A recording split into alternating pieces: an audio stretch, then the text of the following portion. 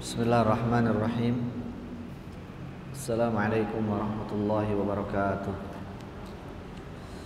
Alhamdulillahirabbil alamin. Wassalatu wassalamu ala asyrafil anbiya'i wal mursalin sayyidi ghurril muhajjalin nabiyyina Muhammadin wa ala alihi wa ashabihi wa man sara ala nahjihi wa iktafa atharahu ila yaumiddin. Amma ba'du. Para jamaah sekalian rahimani wa rahimakumullah ta'ala jami'an. Kita bersyukur kepada Allah Jalla fi'ula yang kembali mempertemukan kita di kesempatan pagi hari yang baik ini untuk kita sama-sama melanjutkan kewajiban kita sebagai seorang muslim, yaitu kewajiban menuntut ilmu, dan kita sedang mengkaji bersama, belajar bersama dari kitab tafsir Al-Qur'anil Azim atau yang dikenal dengan tafsir Ibnu Katsir, karena kitab ini disusun oleh beliau rahimahullahu taala Al-Imam Ibnu Katsir. Dan kita alhamdulillah sudah sampai kepada ayat 80 ya, 82 bahkan di pertemuan yang lalu, tapi kita akan mengulangnya sedikit ya, kita murojaah sedikit dari ayat yang ke-80 sebelum kita lanjutkan ke ayat-ayat berikutnya. Dan ayat-ayat ini masih berkaitan ya, dengan pembahasan sebelumnya. Tema besarnya adalah tentang Bani Israel, tentang Yahudi Bani Israel ya, dari zaman Nabi Musa. Kemudian sekarang kita sedang membahas bagaimana Bani Israel atau golongan kaum Yahudi di masa kenabian Nabi kita Nabi besar Muhammad sallallahu alaihi wasallam. Dalam pertemuan sebelumnya, ayat yang lalu kita bahas bahwa mereka itu dikatakan ya, di dalam kitab mereka Taurat ya, disebutkan ya, dengan jelas akan kabar kenabian Nabi besar Muhammad sallallahu alaihi wasallam ya, sehingga sebenarnya kabar ya, tentang kenabian atau kebenaran akan datangnya Nabi Muhammad sallallahu alaihi wasallam sebagai nabi terakhir, nabi penutup dari serangkaian nabi yang diutus oleh Allah Subhanahu wa taala kepada umat manusia, itu sudah diketahui oleh mereka karena Allah menyebutkannya di dalam kitab mereka. Akan tetapi kemudian orang-orang di antara mereka, rahib-rahib mereka, ustadz-ustadz mereka, kiai-kiai mereka menyembunyikan ayat-ayat itu dari umatnya ya, dengan kepentingan untuk kepentingan asabiyah mereka, untuk kepentingan yang tidak sesuai ya, yang sesuai dengan hawa nafsu mereka, sehingga ya, ayat-ayat tentang kenabian itu ya, hampir ya, secara umum umat Yahudi tidak mengetahuinya. Jadi yang mengetahui itu adalah ustadz-ustadznya. Ya, kalau kita nih yang ngaji, yang bisa baca kitab kan ustadz-ustadznya, kiai-kiainya, ajengan-ajengannya, ya, para buya-buyanya. Nah, mereka tuh pada tahu. Ya, tetapi itu tidak disampaikan kepada masyarakat umum.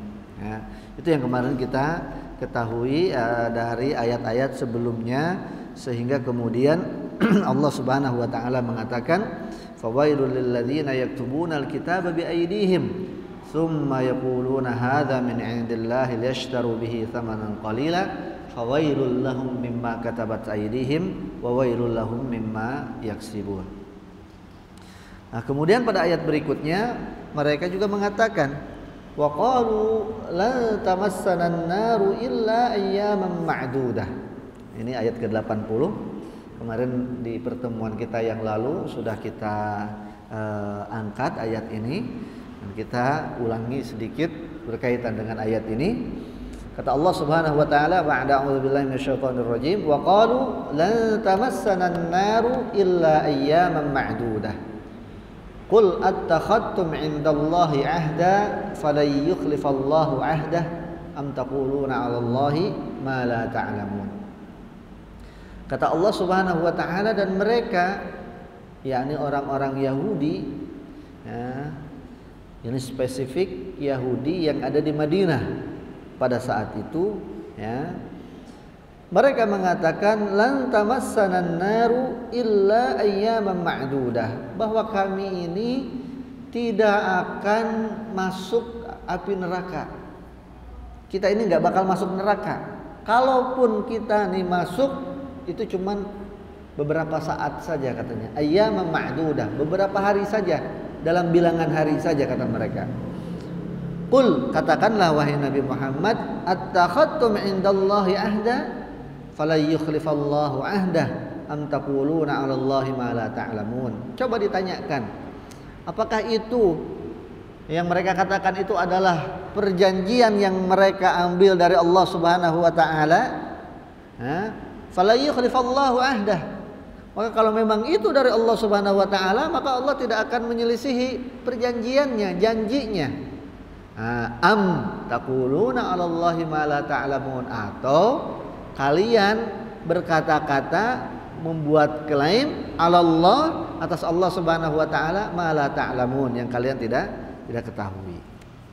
Nah, ini bagaimana penafsiran daripada ayat ini? Kata Imam Ibnu Katsir rahimahullahu taala, pada ayat ke-80 daripada surat Al-Baqarah ini Allah Subhanahu wa taala menghabarkan tentang orang-orang Yahudi dari apa yang mereka riwayatkan, ya, di antara mereka, atau mereka perbincangkan di antara mereka, dan mereka klaim untuk diri mereka sendiri bahwa katanya mereka itu tidak akan masuk neraka kecuali hanya bilangan hari saja, hanya sebentar saja, sementara waktu saja. Kemudian setelah itu menurut mereka, mereka akan dikeluarkan, diselamatkan dari api neraka setelah beberapa hari saja itu, ya. Kemudian mereka akan dimasukkan ke dalam surga. Maka Allah Subhanahu wa taala, ya, membantah, ya, pengakuan mereka itu. Qul, katakanlah wahai Nabi Muhammad, tanyakan kepada mereka, attakhadtum 'indallahi 'ahda, apakah yang kalian akui itu, yang kalian klaim itu adalah itu dari Allah Subhanahu wa taala? Ya. Kalau memang seperti itu, ya, maka Masya Allah berarti kan. Dan Allah tidak akan menyelisihi janjinya. Ya. Tapi apakah benar seperti itu atau tidak? Nah, itu. Makanya kemudian di kelanjutan ayatnya dikatakan fala yukhlifallahu ahda am taquluna. Am di sini kata Imam Ibnu Katsir maknanya bukan atau, akan tetapi maknanya tetapi. Ya, tetapi saya tidak tahu dalam terjemahan bahasa Indonesia, Quran terjemah apa itu ditulisnya, tetapi atau bahkan, tetapi atau am itu kan kalau bahasa biasa, apa namanya, asalnya itu maknanya adalah atau, ya, au bahasa kitanya, atau or bahasa Inggrisnya. Kemudian kata Imam Ibnu Katsir di sini am di sini maknanya bukan atau, melainkan tetapi. Ya, tetapi, ya, kalian mengada-ngada, mengaku-ngaku, ya, atas nama Allah Subhanahu wa taala, mala ta'lamun, apa yang kalian tidak ketahui. Yakni sesuatu yang kalian tidak ketahui nanti di apa namanya, di sisi Allah Subhanahu wa taala, ya, bahwa Allah Subhanahu wa taala Maha mengetahui bahwa itu adalah kebohongan dan kedustaan yang mereka buat.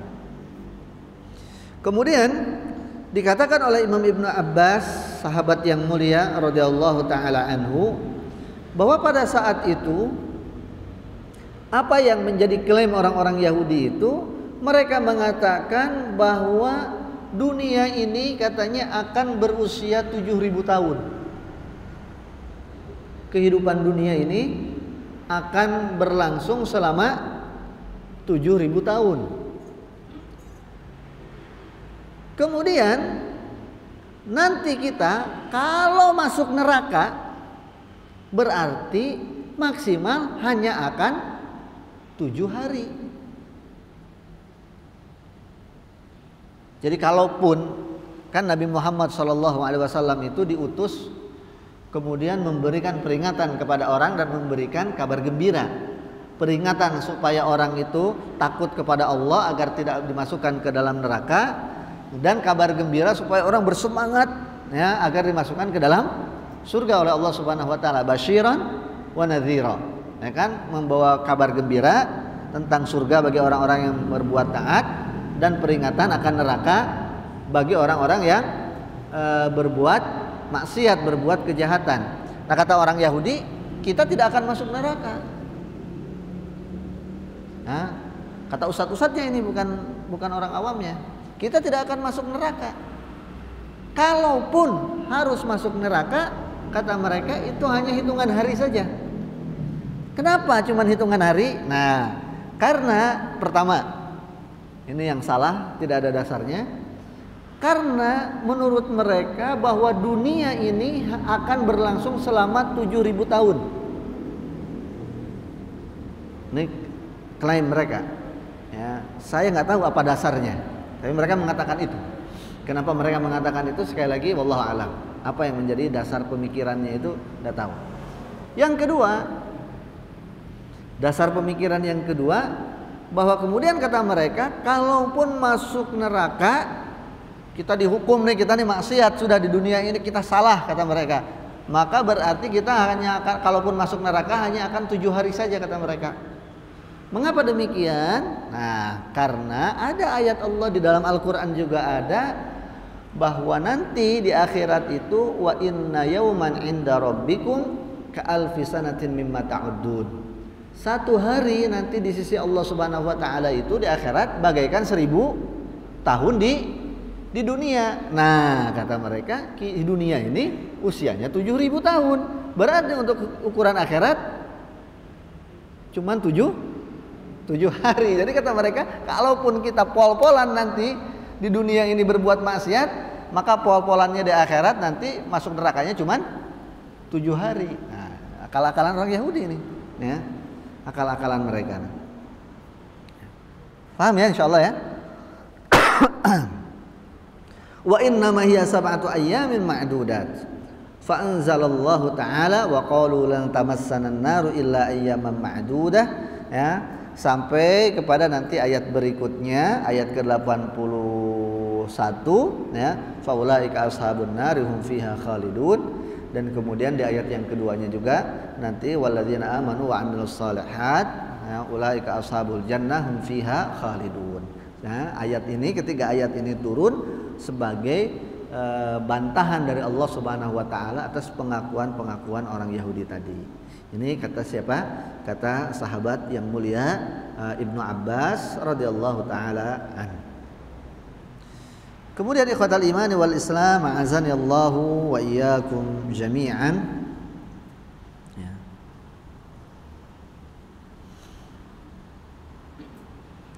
Suatu hari diriwayatkan, ya, suatu hari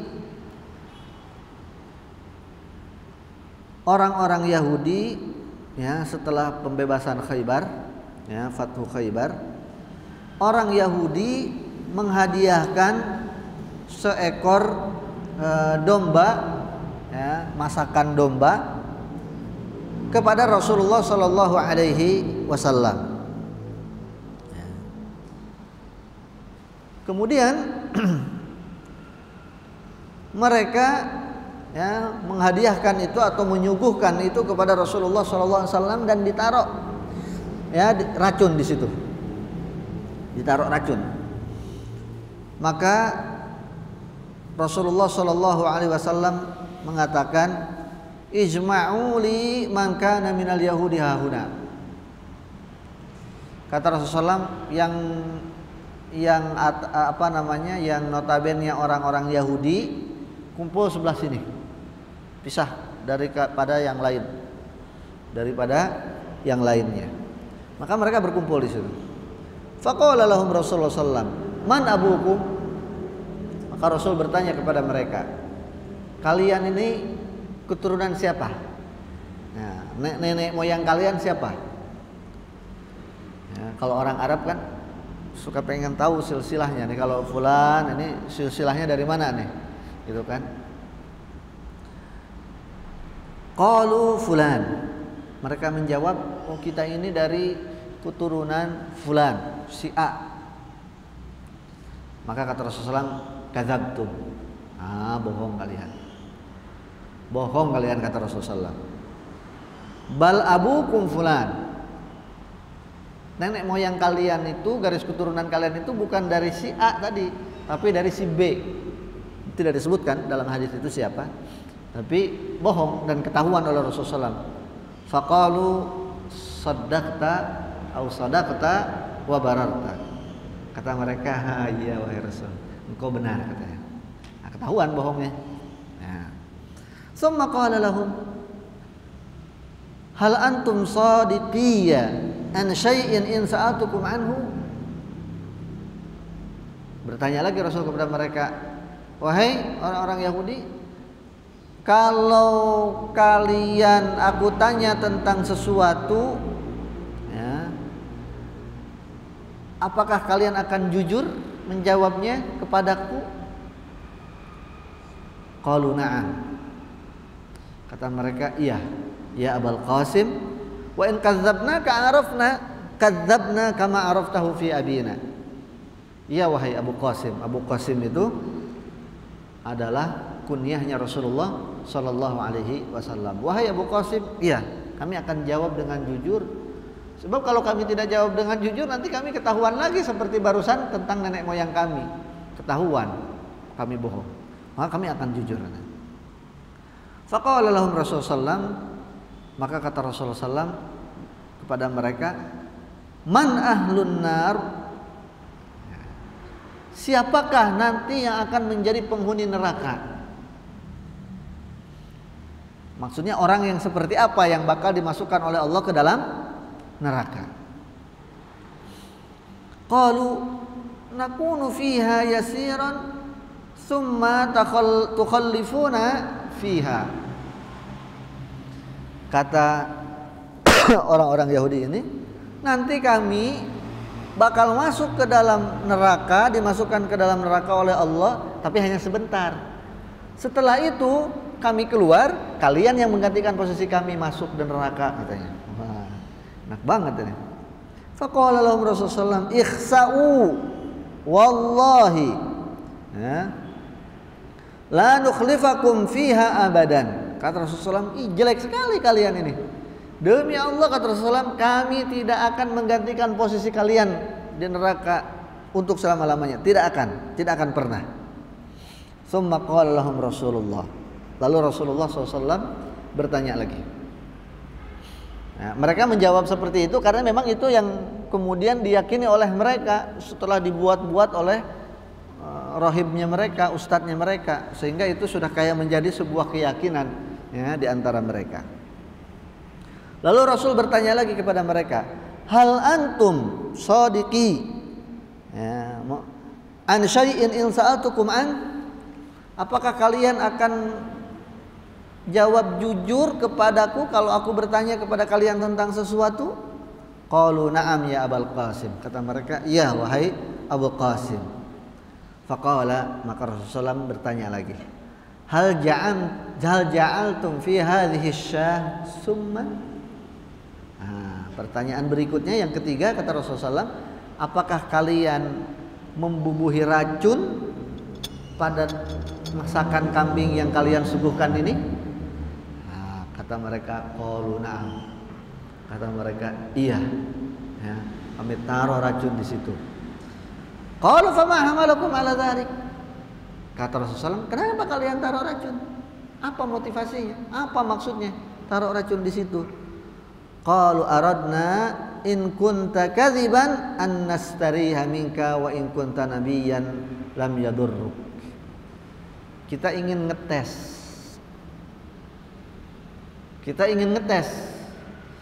Kalau memang engkau ini nabi, maka racun ini tidak akan berbahaya untukmu.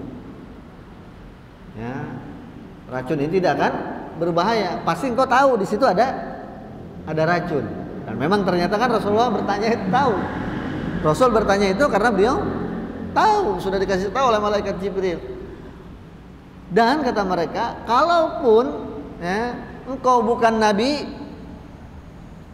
dan engkau sudah membuat kita ini tidak nyaman, mereka orang-orang Yahudi, ya, maka dengan racun ini engkau akan mati dan kita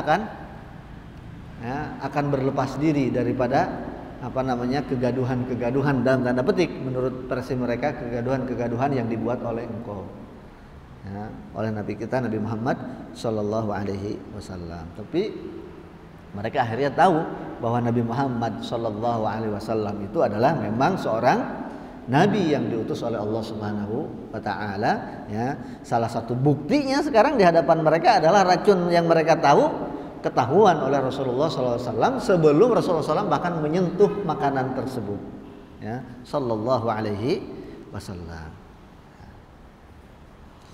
Nah, jadi itu kisah daripada asbabul nuzul, ya, sebab turunnya ayat yang ke-80 tadi itu, bahwa orang-orang Yahudi itu punya anggapan, punya klaim bahwa mereka tidak akan masuk neraka. Kalaupun mereka katanya dikatakan oleh pengikut Nabi Muhammad SAW bahwa yang mereka perbuat itu salah, bahwa yang mereka perbuat itu mendatangkan murka dari Allah, menyebabkan mereka masuk neraka, kata mereka kita tanggung neraka itu. Sebab nanti masuk neraka juga cuma 7 hari. Kata mereka begitu.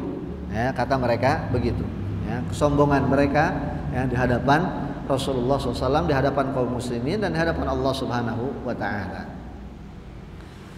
Kemudian bala, kata Allah Subhanahu Wa Taala di ayat berikutnya, ya, sebagai bantahan ke atas mereka, bala man kasaba sayyi'atan wa ahatat bihi khati'atuhu faulaika ashabun nari hum fiha khalidun walladzina amanu wa amilus salihati ulaika ashabul jannah hum fiha khalidun. Ayat ke-81 dan 82 ini kemudian Allah Subhanahu Wa Taala menyampaikan hakikat tentang surga dan neraka itu untuk siapa. Rasulullah Shallallahu Alaihi Wasallam, ya, diperintahkan oleh Allah Subhanahu Wa Taala untuk menjelaskan. Ini kan tadi orang-orang Yahudinya dikumpulkan, ya, mereka punya anggapan seperti itu bahwa neraka itu, ya, untuk selain orang Yahudi. Kalaupun ada orang Yahudi yang masuk neraka hanya cuman 7 hari, selebihnya akan digantikan oleh orang lain, oleh kita katanya kaum muslimin menurut mereka. Maka di kesempatan itu kemudian Rasulullah SAW menjelaskan kepada mereka, bala man kasaba sayyi'atan wa ahatat bihi khati'atuhu faulaika ashabun nar hum fiha khalidun. Tentu kata Allah Subhanahu Wa Taala, ya, perkaranya bukan seperti itu. Man kasaba sayyi'atan wa ahatat bihi khati'atuhu, barang siapa yang melakukan keburukan, kejahatan, kemaksiatan, ya, kepada Allah Subhanahu Wa Taala, wa ahatat bihi khati'atuhu, lalu kemudian kesalahan-kesalahannya ini tidak pernah dia bertaubat darinya, terbawa mati, ahatat bihi khati'atuhu, ya, menjadi sebuah ketetapan, ya, adanya di dalam diri orang itu kesalahan itu, dosa itu, faulaika ashabun nar, maka orang seperti itu adalah mereka yang akan menjadi penghuni neraka, hum fiha khalidun, mereka akan kekal di dalamnya. Ini kata Allah seperti itu. Yang kedua kata Allah Subhanahu Wa Taala tentang surga, walladzina amanu wa amilus salihat ulaika ashabul jannah hum fiha khalidun, dan orang-orang yang beriman lalu beramal soleh, maka mereka adalah para penghuni surga, mereka juga akan kekal di dalamnya. Nah, ini duduk perkaranya seperti itu kata Allah Subhanahu wa taala tentang surga dan neraka itu. Lalu kata Imam Ibnu Katsir, berkaitan dengan ayat ke-81 dan 82 ini beliau jelaskan, ya, bala man kasaba sayyi'atan wa hatat bihi khati'atuhu faulaika ashabun nari hum fiha khalidun. Bukanlah perkaranya seperti demikian seperti yang kalian klaim, ya, dan seperti yang kalian inginkan, akan tetapi barang siapa yang berbuat keburukan, kejelekan, berbuat maksiat, berbuat dosa, lalu dosanya itu terbawa mati oleh orang itu, oleh orang tersebut, ya, maka dosa itu akan terbawa sampai hari kiamat. Jika dia tidak memiliki kebaikan, ya, yang nanti ditimbang, ya, dibandingkan dengan kebaikannya dengan keburukannya, ya, jika dia tidak ada kebaikan berarti semuanya kejelekan, maka dia orang tersebut akan menjadi penghuni neraka. Sedangkan orang yang beriman dan beramal soleh, merekalah yang akan dijauhkan dari neraka, yaitu dimasukkan ke dalam surga. Nah, ayat ini kata beliau, kata Imam Ibnu Katsir, ya, sama dengan yang Allah jelaskan pada surat An-Nisa ayat 123 dan 124. Nah, jadi tafsir Ibnu Katsir ini dikatakan oleh para ulama sebagai tafsir bil ma'thur. Ya, metodologi tafsir itu, penafsiran Al-Qur'an itu ada yang bil ma'thur, ada yang bil ra'yi, ya. Dan metode-metode yang lainnya. Nah, yang baik dan yang mesti kita pelajari itu adalah Al-Quran bil ma'thur. Jadi menafsirkan ayat Al-Quran dengan sesuatu yang ma'thur, yang bersumber dari Al-Quran dan hadis. Karena Al-Quran itu bertalian dengan satu ayat dengan ayat yang lain, juga dengan hadis-hadis Nabi kita, Nabi besar Muhammad sallallahu alaihi wasallam, karena memang salah satu di antara fungsi hadis itu sebagai penjelas, penafsir daripada ayat Al-Quran. Nah, tafsir Ibnu Katsir itu dikenal di kalangan para ulama adalah salah satu model tafsir bil ma'thur, yang menjelaskan satu ayat dengan ayat yang lain atau dengan hadis Nabi besar Muhammad sallallahu alaihi wasallam yang tentunya diriwayatkan oleh para sahabat dan para tabi'in radhiyallahu alaihim ajma'in. Nah, salah satu contohnya begini nih, penafsiran ayat Al-Baqarah 81 dan 82 ini kata oleh Imam Ibnu Katsir ditafsirkan dengan surat An-Nisa ayat 123 dan 124. Di mana Allah Ta'ala berfirman, laisa bi amaniyikum wala amaniyi ahlil kitab may ya'mal su'an yujza bihi wala yajid lahu min dunillahi waliyyan wala nasira wa may ya'mal minas salihat min dzakarin aw unsa wa huwa mu'minun fa ulaika yadkhulunal jannata wala yuzlamuna naqira. Kata Allah Subhanahu wa taala, perkaranya bukan seperti apa yang kalian inginkan. Wala amani ya ahlul kitab, dan bukan juga seperti yang diangan-angankan oleh ahlul kitab. Akan tetapi ya may ya'mal su'ay yujza bihi, barang siapa yang mengerjakan keburukan, kejelekan, yujza bihi, maka dia akan mendapatkan balasan daripada kejelekan itu. Wala yajid lahu min dunillahi waliyyan wala nasira, dan dia tidak akan mendapatkan pertolongan, ya, selain dari Allah Subhanahu wa taala pada hari kiamat kelak.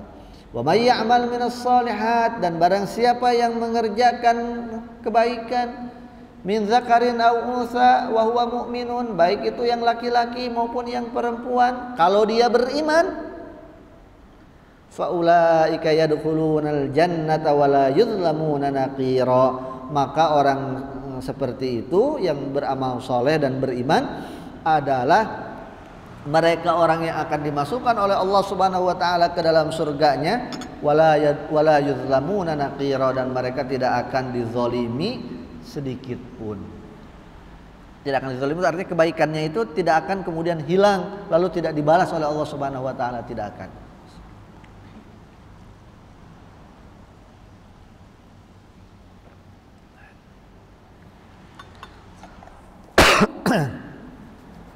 Mari kita perhatikan, ada satu kaidah penting daripada ayat Al-Baqarah 81 dan 82 ini, terutama di 82, juga surat An-Nisa tadi ayat 123 dan 124, serta surat-surat yang lainnya, banyak ayat yang semisal, bahwa amal soleh, pertama, bahwa amal soleh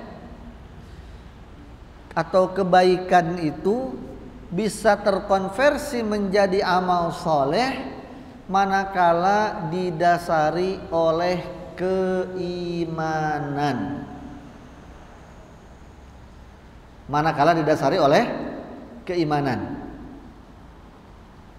Makanya di dalam surat Al-Baqarah, walladzina amanu wa amilus sholihat, dan orang-orang yang beriman dan mengerjakan amal soleh. Kemudian di dalam surat An-Nisa, wa may ya'mal minas solihati min dzakarin aw untha wa huwa mu'minun, dan orang-orang yang beramal soleh baik laki-laki maupun perempuan dalam keadaan dia beriman. Jadi diikat dengan keimanan, maka kebaikan itu akan menjadi amal soleh kalau dilakukan oleh orang yang beriman. Baik perbuatannya, tapi dilakukannya tidak atas dasar keimanan kepada Allah, bukan orang yang beriman yang melaksanakannya, maka tidak jadi amal soleh. Maka tidak akan jadi amal soleh. Ini ulama semuanya sepakat. Ya, tidak ada yang berselisih pendapat. Makanya rukun Islam itu adalah perkara-perkara yang zahir, yang kaitannya dengan amaliyah, tapi diawali dengan syahadat, dua kalimat syahadat yang itu merupakan keimanan. Meskipun juga kata para ulama itu juga bagian daripada amalul lisan, pengucapannya. Kenapa? Karena percuma sholat, percuma zakat, percuma haji, percuma saum kalau seorang itu tidak berucap dua kalimat syahadat. Sholat itu sebaik-baiknya amal soleh. Kalau dilakukan oleh orang yang tidak pernah mengucapkan dua kalimat syahadat, tidak akan menjadi amal soleh di hadapan Allah. Sedekah itu amal soleh, zakat itu amal soleh. Tapi kalau dilakukan oleh orang yang tidak pernah mengucapkan dua kalimat syahadat, yang tidak ada keimanan di dalam dirinya, tidak akan menjadi amal soleh. Begitupun yang lainnya. Ini prinsip, kaidah. Ya, jadi kaidah amal soleh itu definisinya adalah kebaikan yang dilakukan oleh seseorang atas dasar keimanan kepada Allah. Ya, jadi kalau melakukannya nggak ada dasar keimanan, tidak menjadi amal soleh di hadapan Allah, hanya menjadi kebaikan sosial aja di hadapan orang. Inilah yang membedakan antara kita orang Islam dalam perspektif kita, ya, antara kita orang Islam dengan penganut agama-agama yang lain kalau sama-sama melakukan kebaikan. Ya, untuk kita itu akan menjadi pahala di sisi Allah, kebaikan. Yang lain karena tidak memiliki keyakinan yang sama dengan kita, maka itu hanya menjadi kebaikan secara sosial saja di dunia saja. Di hadapan Allah tidak ada nilainya.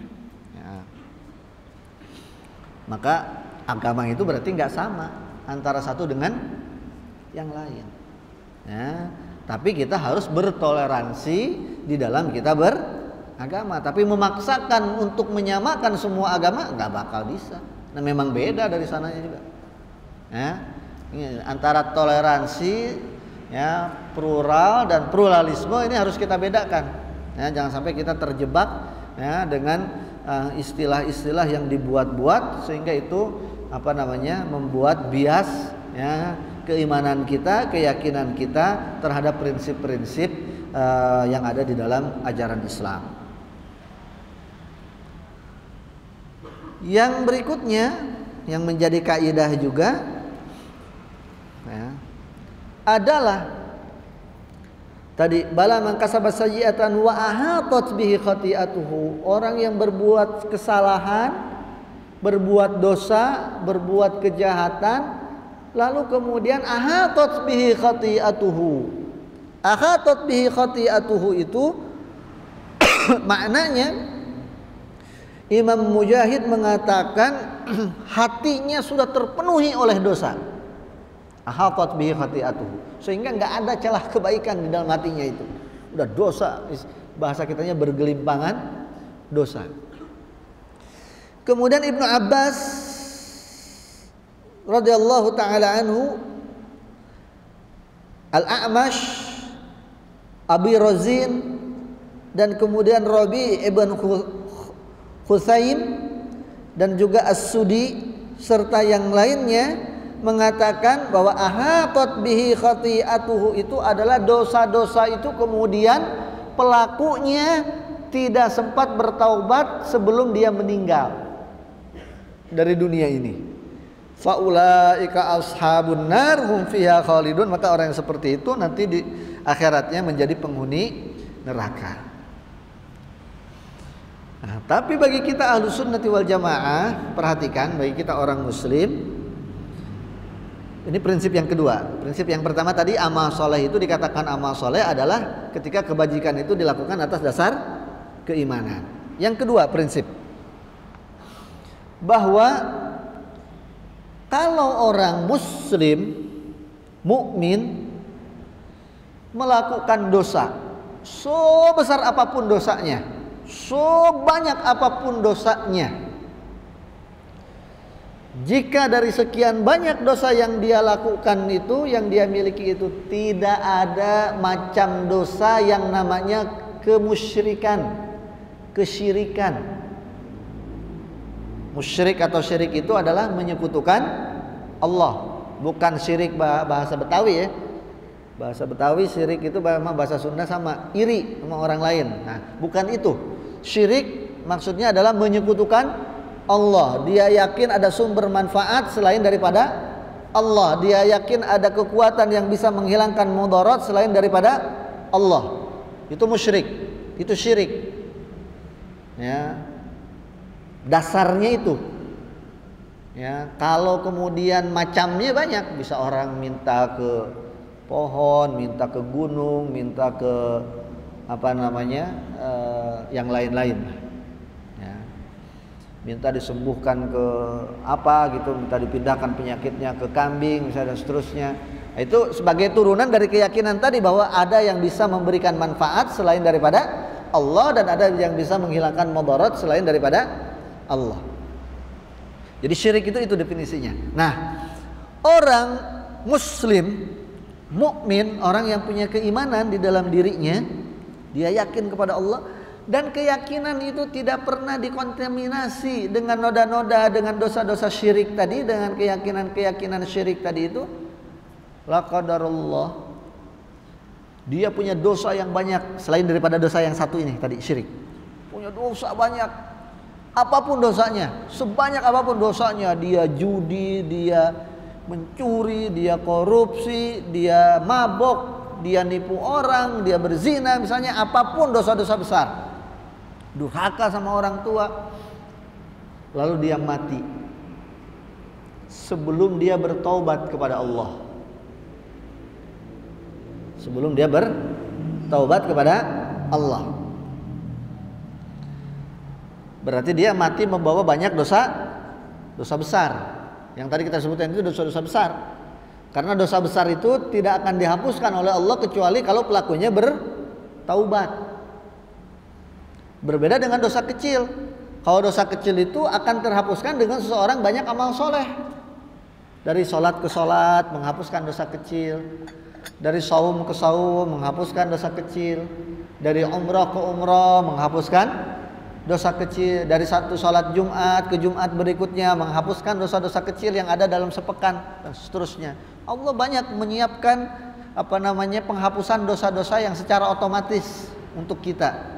Saking Allah sayangnya sama kita. Padahal kita bermaksiat sama Allah, tapi sama Allah dikasihkan itu secara otomatis, ya, aplikasi-aplikasi yang menghapuskan dosa, secara menggugurkan dosa secara otomatis. Tapi itu yang digugurkan adalah dosa-dosa kecil. Kalau dosa-dosa besar harus ngaku kita sama Allah, minta ampun langsung sama Allah.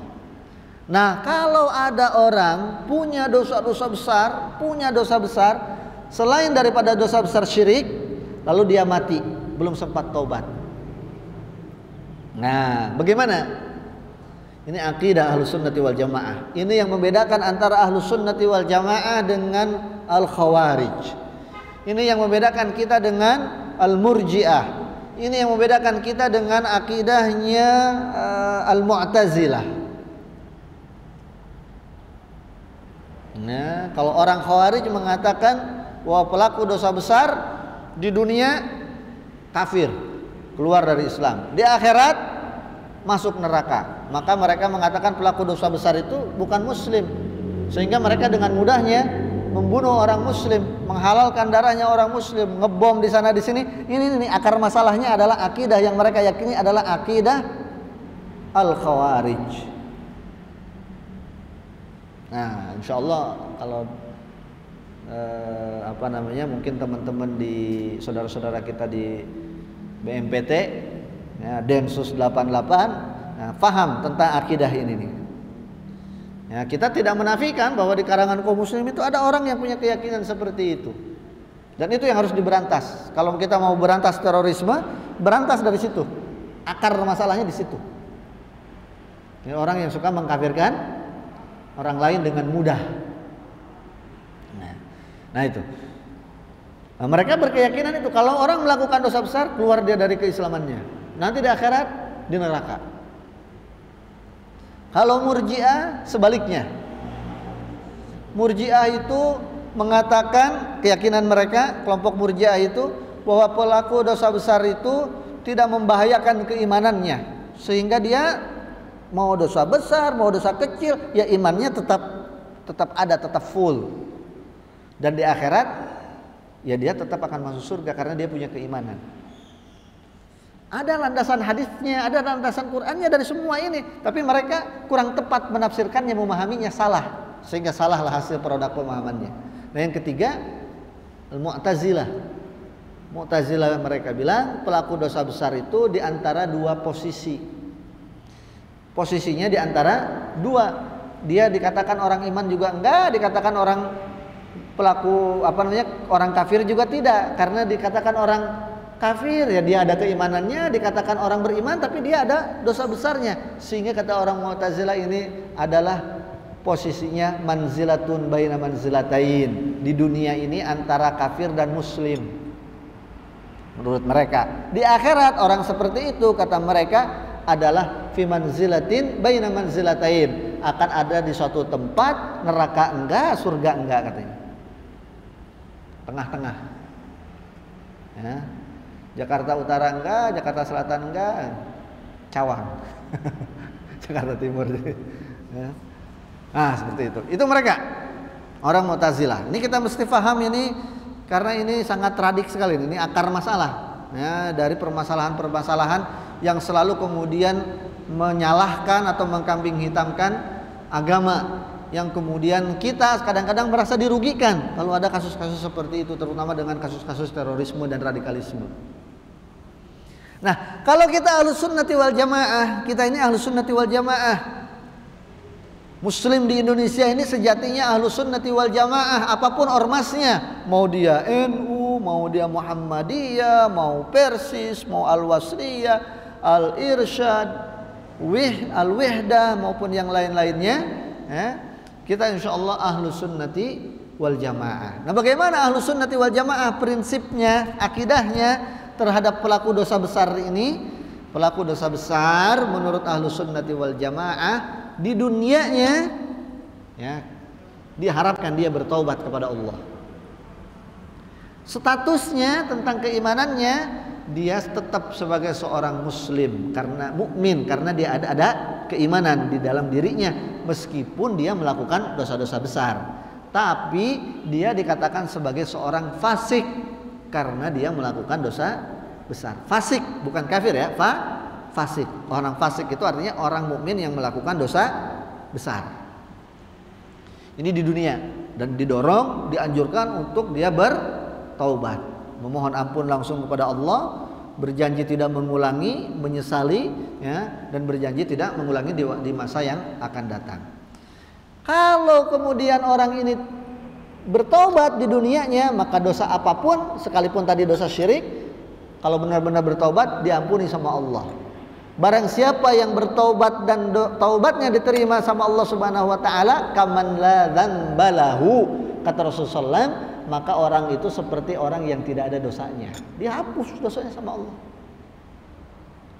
Makanya kata Allah Subhanahu wa taala, la tai'asu mir rauhillah, janganlah kalian berputus asa dari kasih sayang Allah. Bertaubatlah, dosanya segede apapun, sebanyak apapun, taubat. Dalam hadis qudsi Allah Subhanahu wa taala berfirman, innallaha yabsutu yadahu bil-laili liyatuba musii'un nahar wa yabsutu yadahu bin-nahari liyatuba musii'ul lail. Allah itu sepanjang waktu, sepanjang malam Allah mengadahkan tangannya, membuka kedua telapak tangannya untuk menunggu orang yang menerima yang meminta taubat. Diterima proposalnya. Mana proposal orang yang meminta taubat? Sepanjang malam, berarti dari maghrib sampai subuh ditungguin sama Allah, supaya yang berbuat dosa di siang hari memohon ampun di malam hari sama Allah.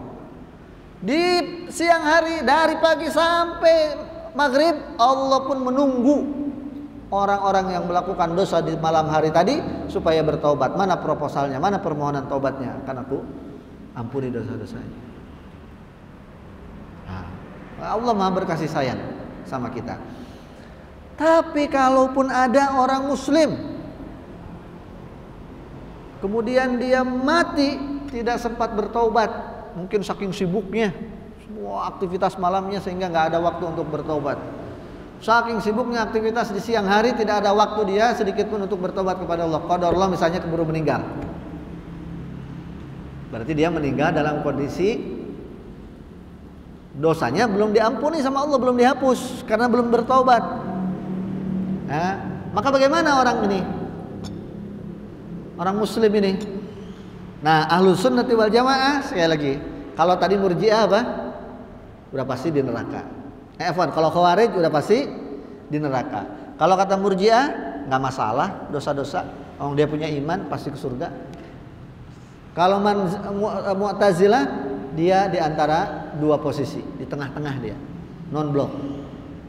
Kalau kita Ahlus Sunnati wal Jamaah, sebagaimana disabdakan oleh Rasulullah SAW, bahwa orang yang seperti ini tahta masyiatillah, tergantung ya, keputusannya, nasibnya tergantung keputusan Allah. Hak prerogatifnya ada di Allah, mau surga mau neraka. Yang punya surga dan neraka itu siapa? Allah. Insya'a, kata Rasulullah, insya'a adzabah. Kalau Allah berkehendak, maka Allah maha berkehendak orang ini bisa saja kemudian diberlakukan kepadanya apa yang sudah Allah peringatkan di dalam Al-Quran, di dalam Sunnah Rasul, bahwa kalau melakukan kemaksiatan, kalau melakukan dosa besar, maka nanti di akhiratnya akan disiksa, mendapatkan siksa. Kalau Allah berkehendak, maka orang ini akan diberlakukan kepadanya hukum Allah yang sudah diperingatkan di dalam Al-Quran dan Sunnah, itu disiksa di neraka sebagai konsekuensi daripada dia tidak patuh kepada peringatan Allah, kepada aturan Allah. Wa insya'a ghafarolah. Atau kalau Allah berkehendak yang lain, meskipun dia banyak dosanya, Allah ampuni saja. Allah Maha Pengampun. Kata Allah Subhanahu wa taala, man laqiyani bidzunubin min biqurabin min qurabid dunya minal khataya laqaituhu biqurabin min qurabid dunya al-maghfirah atau kama qala. Barang siapa yang menemui aku dengan segunung dosa, maka akan aku temui dia dengan segunung pengampunan. Jadi impas.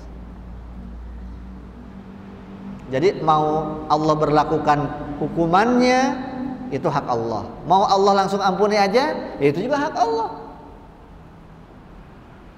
Ini Ahlussunnah wal Jamaah seperti itu. Tapi kalau kita berbicara hukum yang sudah disampaikan oleh Allah dalam Al-Quran, kalau dia bawa dosa besar tadi, misalnya diberlakukan kepadanya konsekuensi daripada perbuatan dosa, maka kemudian dia dimasukkan ke dalam neraka sebagaimana ayat ini. Ya, bala man kasaba sayyi'atan wa hatat bi khati'atuhu faulaika ashabun nar hum fiha khalidun. Maka kemudian karena dia memiliki keimanan yang tidak terkontaminasi dengan kesyirikan, orang yang seperti ini, kata Rasulullah SAW, juga menjadi akidah kita Ahlussunnati wal Jamaah, maka nanti di nerakanya dia tidak akan selama-lamanya. Dia hanya akan berada di neraka sesuai dengan banyaknya dosa yang dia miliki, yang dia lakukan. Setelah itu Allah akan mengeluarkan dia dari neraka dan dicuci dia fi nahril haya. Dalam riwayat yang lain nahril hayah. Nah, ada dua riwayat. Satu riwayat disebutnya nahril haya, sungai al haya. Yang satu lagi al hayat, sungai kehidupan. Dia akan dibersihkan di situ, ya, oleh Allah, disucikan di situ. Setelah itu Allah pindahkan dia ke dalam surga. Ini Ahlussunnati wal Jamaah. Ya. Atau kalau enggak yang tadi, yang pertama, dari awal Allah berkehendak dia ini diampuni saja, enggak usah ke neraka, langsung saja dosanya diampuni ketika itu dan kemudian dia masukkan ke dalam surga. Wah, kalau begitu enak dong. Ya, emang enak. Emang enak jadi orang mukmin. Makanya keimanan itu, Islam itu suka disebut dengan nikmat terbesar. Nikmat terbesar, ya kan? Kalau kita ceramah-ceramah sering dengar tuh, yang telah memberikan nikmat kepada kita, bersyukur kepada Allah yang telah memberikan nikmat kepada kita, terutama nikmat iman dan Islam. Kenapa terutama nikmat iman dan Islam itu? Ini, kalau kita mati membawa dosa, masih ada harapan kita diampuni sama Allah kalau dosanya bukan dosa syirik. Kalau kita mati bawa dosa, masih ada harapan masuk surga, meskipun ya, kalaupun laqadarullah Allah berkehendak harus di neraka dulu, di nerakanya tidak selama-lamanya. Makanya nikmat iman dan Islam menjadi nikmat yang paling utama. Nah, itu insyaallah seperti kita pahami ya. Nah, itu menjadi prinsip kita tuh, prinsip Ahlussunnati wal Jamaah, ya, akidah kita. Ya, yang sesuai dengan Al-Quran dan Sunnah Rasulullah Sallallahu Alaihi Wasallam. Jadi bala man kasaba sayyi'atan wa ahatat bihi khati'atuhu faulaika ashabun nari hum fiha khalidun walladzina amanu wa amilus salihati ulaika ashabul jannah hum fiha khalidun. Kemudian ya, ayat berikutnya ke-83. Wa idz akhadna mitsaqa bani Israil la ta'buduna illallah wa bil walidaini ihsana wa dzil qurba wal yatama wal masakin wa qulu lin nasi husna wa aqimus shalah wa atuz zakah thumma tawallaitum illa qalilan minkum wa antum mu'ridun. Kata Allah Subhanahu wa taala mengingatkan Bani Israel ya terhadap perintah-perintah yang Allah Subhanahu wa taala pernah turunkan kepada mereka dan mereka mengambil perjanjian atas itu ya. Allah Subhanahu wa taala mengambil perjanjian dari mereka atas perkara-perkara ini. Kata Allah Subhanahu wa taala, dan ketika kami mengambil perjanjian dari Bani Israel. Ya, perjanjiannya itu berita perintah-perintah Allah untuk mereka laksanakan. Yang pertama, la ta'buduna illallah. Mereka tidaklah beribadah kecuali hanya kepada Allah. Wabil walidaini ihsana. Yang kedua, agar berbakti kepada kedua orang tua. Wadzil qurba. Yang ketiga, agar berbuat baik kepada orang-orang terdekat. Wal yatama, berbuat baik kepada anak yatim.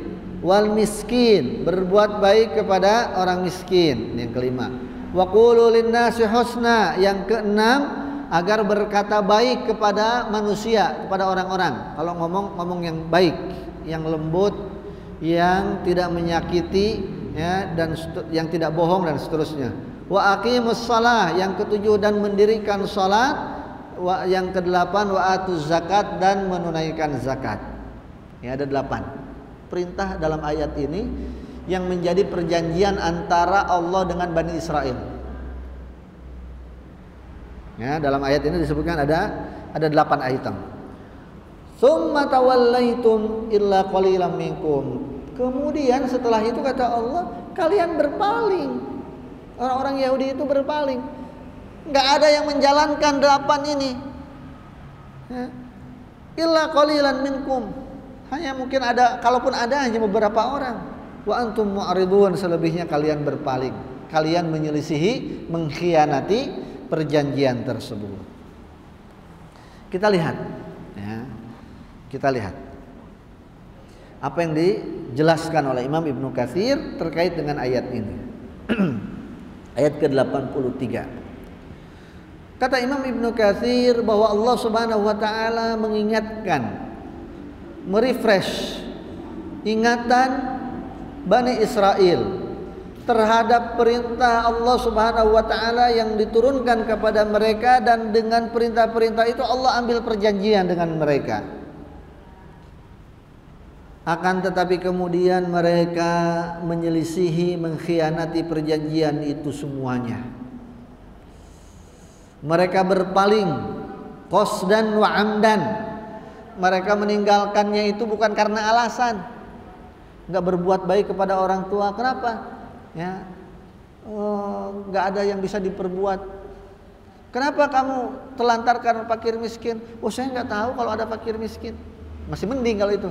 Kalau ini qasdan wa amdan. Ini dia tahu dan dia tidak lakukan. Jadi disengaja tidak melakukan, tidak memenuhi perjanjian dengan Allah Subhanahu wa taala, tidak memenuhi aturan Allah Subhanahu wa taala itu bukan karena ada alasan, karena memang enggak mau. Qasdan wa amdan, disengaja. Ya, dan dengan niat, dengan apa namanya? Dengan keinginan, dengan penuh kesadaran. Wa hum ya'rifuna wa yadhkuruna. Ya, dengan penuh kesadaran dari mereka.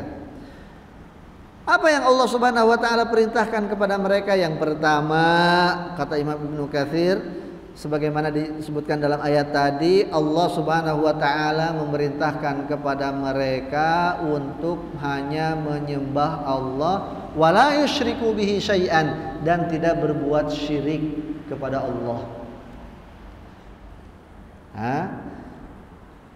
Perintah atau perjanjian pertama antara Bani Israel dengan Allah sama dengan perjanjian kita juga dengan Allah. Asyhadu alla ilaha illallah. Karena kata Imam Ibnu Katsir, tidak ada seorang nabi dan rasul yang diutus oleh Allah kecuali mengajak atau memerintahkan umatnya untuk hanya beribadah kepada Allah dan tidak menyekutukan Allah. Jadi perjanjian ini isinya sama nih antara kita dengan Bani Israel. Perjanjian kita kan asyhadu alla ilaha illallah yang pertamanya. Nah, kita bersaksi tidak ada Tuhan yang berhak untuk diibadahi, la ma'budu bihaqqin illallah, kecuali hanya Allah. Nah, Makanya kata Imam Ibnu Katsir di dalam ayat-ayat yang lain Allah Ta'ala berfirman, "Wa ma arsalna min qablika mir rasulin illa nuhi ilaihi annahu la ilaha illa ana fa'budun." Dan tidaklah kami mengutus seorang rasul pun sebelum engkau wahai Nabi Muhammad kecuali kami wahyukan kepadanya annahu la ilaha illa ana, bahwa tidak ada Tuhan yang patut untuk disembah ya kecuali aku, yakni kecuali Allah, fa'budun, maka beribadahlah kalian kepada Allah, kepadaku, kata Allah Subhanahu wa taala. Itu surat Al-Anbiya ayat ke-25. Di dalam surat An-Nahl juga semisal ayat ke-36 Allah Ta'ala berfirman, "Wa laqad ba'atsna fi kulli ummatir rasula an i'budullaha wajtanibut taghut." Dan kami telah mengutus pada setiap umat yang diciptakan oleh Allah Subhanahu wa taala itu diutus seorang rasul dengan membawa misi, dengan membawa visi ani'budullaha, agar mereka beribadah kepada Allah, wajtanibut taghut, dan menjauhi sesembahan-sesembahan selain Allah, taghut. Jadi semisal perjanjian kita dengan Bani Israel sama. Yang pertama adalah agar kita hanya mengagungkan Allah, beribadah hanya kepada Allah dan tidak berbuat syirik. Kemudian yang kedua, yang berikutnya adalah wabil walidaini ihsana. Perjanjian yang kedua Bani Israel dengan Allah ya adalah agar mereka berbuat baik, berbakti kepada kedua orang tua. Ini juga menjadi perintah Allah untuk kita, walaupun bukan nomor 2 kalau di kita. Ya, walaupun bukan nomor 2, nomor 2-nya kan kepada Rasulullah SAW. Asyhadu an la ilaha illallah, asyhadu anna Muhammadan Rasulullah. Ya, kalau kita melihat itu sebagai sebuah perjanjian, dan memang itu adalah perjanjian. Nah, tapi wabil walidaini ihsana ini juga perintah Allah untuk kita juga. Dan agar kita berbakti, berbuat baik kepada kedua orang tua. Bahkan ya, Allah Subhanahu wa taala dan Rasulullah sallallahu alaihi wasallam selalu menggandengkan hak Allah dengan hak orang tua di dalam banyak ayat dan hadis, menunjukkan bahwa hak orang tua itu besar sekali dari kita, sampai-sampai hak orang tua itu digandengkan dengan hak Allah dalam penyebutannya dalam Al-Quran dan di dalam hadis. Di antaranya ayat ini, la ta'buduna illallah wa bil walidaini ihsana, agar kalian hanya beribadah kepada Allah dan berbakti kepada orang tua. Digandengkan hak Allah, kemudian langsung hak manusia. Yang berikutnya daripada perjanjian Bani Israel ini kan yang berikutnya adalah hak-hak manusia. Wabil walidil qurba wal yatama wal masakin. Ini kan manusia semua nih. Ya, tapi dari antara sekian manusia yang mesti kita berbuat baik, nomor pertama disebutkan ini siapa? Orang tua kita. Kedua orang tua. Ya. Di dalam surat yang lain Allah Subhanahu wa taala juga berfirman dalam surat Luqman, "Anishkurli wali walidaika ilayyal masir." Dan agar kalian bersyukur kepadaku, kata Allah, dan bersyukur kepada kedua orang tua. Jadi bersyukur kepada Allah itu sama Allah digandengkan dengan kewajiban kita bersyukur kepada orang tua. Dan setiap kita, bapak meskipun sudah tua, sudah jadi kakek-kakek, tetap anak bagi orang tuanya. Benar nggak Pak? Iya. Saya anak bagi orang tua saya. Orang tua saya anak bagi kakek saya. Dan seterusnya. Jadi setiap kita ini punya orang tua. Jadi perintah ini bukan hanya perintah kepada anak-anak kecil, tapi kepada siapapun yang punya orang tua. Baik orang tuanya masih ada di dunia ini, masih hidup, maupun sudah mati, sudah meninggal dunia, tetap ada kewajiban untuk berbuat baik kepada mereka. Rasulullah SAW didatangi oleh beberapa orang dari kalangan sahabat. Mereka berkata, "Wahai Rasulullah SAW, apakah masih ada kebaikan yang dapat kita lakukan untuk kita berbakti kepada orang tua setelah mereka meninggal dunia. Ya. Atau berbakti kepada orang tua itu selesai ketika mereka mati. Kata Rasulullah SAW, ada, nggak selesai kewajiban kita berbakti kepada orang tua dengan meninggalnya orang tua, nggak selesai. Apa? Kata Rasulullah SAW, antad'u. Yang pertama mendoakan, dalam hadis yang ini, mendoakan kata beliau. Yang berikutnya kata Rasulullah SAW adalah wa antasilul arham, ya. Dan agar kalian menyambung tali silaturahmi, persaudaraan yang pernah dijalin, disambung oleh kedua orang tua kalian. Jadi kerabat-kerabat kita yang dulu kalau kita masih kecil tuh kita diajak kunjung untuk ke orang saudara kita yang di sono, di Kalimantan, di mana gitu. Nah, orang tua kita nggak ada, jangan selesai, kita yang teruskan. Nah, yang berikutnya lagi di dalam hadis yang lain, kalau kita punya materi, kita bisa umroh membadalkan orang tua kita, bisa kita haji menghajikan dia, bisa kita berkurban untuk orang tua kita, kita bisa bersedekah untuk orang tua kita. Itu diantara amalan-amalan yang sifatnya materi, ya, yang bisa dilakukan untuk orang lain yang disepakati oleh semua ulama mazhab.